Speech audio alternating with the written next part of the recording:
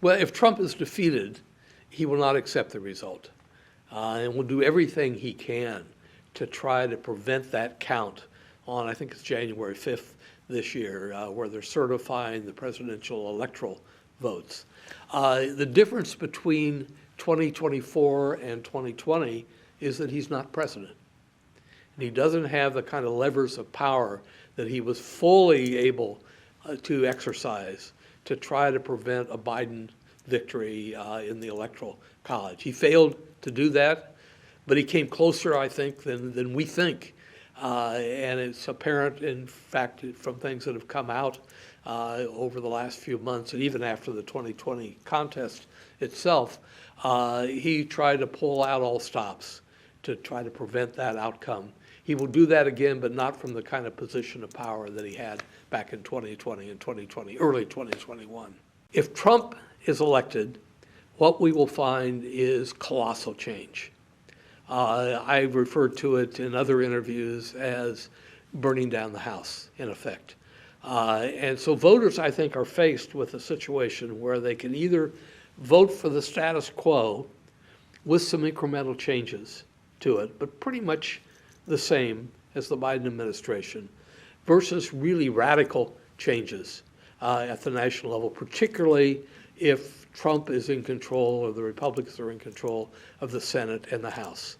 There'd be colossal changes there. And I think that we should believe what he says, that it would be an election or an administration that is fueled by a desire for retribution. And I think retribution drives him more than anything else. And one should worry about that. If Harris wins, we will find incremental changes from what was going on in the Biden administration, but they would be incremental. It'd be the status quo with some changes more in a direction that Harris would chart.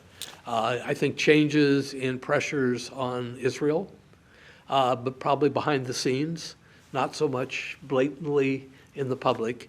There'll be a mad scramble on the Republican side to see who can inherit the Trump base. My guess is that that base is loyal to Trump and nobody else. But they have been registering more and more Republicans, so they're probably going to vote Republican, but not necessarily for anybody who Trump designates as his successor.